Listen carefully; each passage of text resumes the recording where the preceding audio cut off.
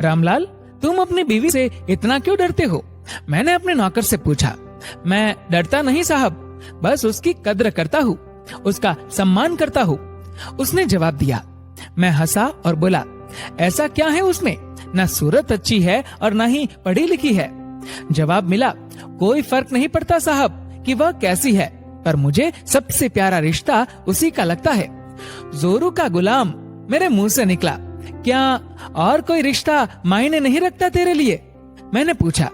उसने बहुत इत्मीनान से जवाब दिया, साहब, माँ बाप रिश्तेदार नहीं होते, वह तो भगवान होते हैं। उनसे रिश्ता नहीं निभाते, उनकी पूजा करते हैं।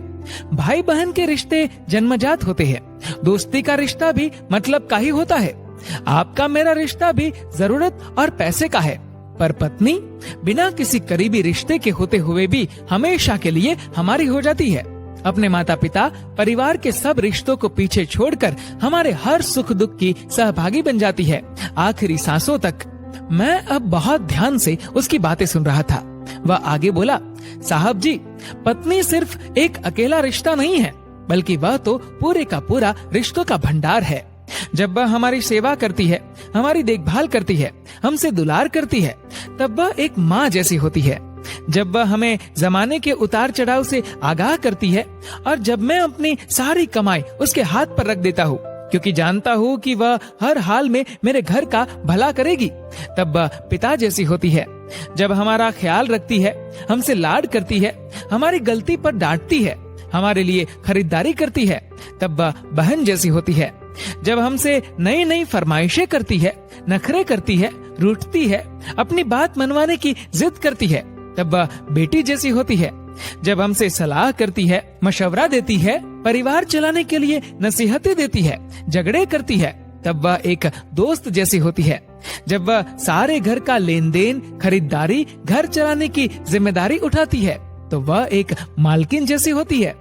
और जब वही सारी दुनिया को, यहाँ तक कि अपने बच्चों को भी छोड़कर हमारी बाहों में आती है, तब वह पत्नी, प्रेमिका, हमारी अर्धांगिनी और आत्मा होती है, जो अपना सब कुछ सिर्फ हम पर न्योछावर करती है। मैं उसकी इज्जत करता हूँ, तो क्या गलत करता हूँ साहब? एक अनपढ़ और सीमित साधनों में जीवन निर्वाह करने वाले व्यक्ति से जीवन का ये मुझे एक नया अनुभव हुआ, और वो कुछ ऐसा है कि पत्नी के बीमार होने पर अगर पति सिर सहला दे तो वो गुलामी नहीं होती। अगर पत्नी टिफिन बना रही है तो पति बच्चों के बाल बना दे तो वो गुलामी नहीं होती। पति नहाने के बाद तौलिया बिस्तर पर फेंकने के बजाय खूंटी पर टांग दे तो वो गुलामी नहीं होती। काम से लौटने पर पत्नी की मनपसंद चीज ले आए तो वो गुलामी नहीं होती। अगर पत्नी सफाई में लगी है, पति उसके लिए चाय बना दे तो वो गुलामी नहीं होती। काम से छुट्टी होने पर पति अगर पत्नी का घर के छोटे छोटे कामों में हाथ बटा दे तो वो गुलामी नहीं होती। ऐसी बहुत सी छोटी छोटी बातों को पति लोग सिर्फ इसलिए नजरअंदाज कर देते हैं कि कहीं किसी ने देख लिया तो जोरू का गुलाम न बोल दे।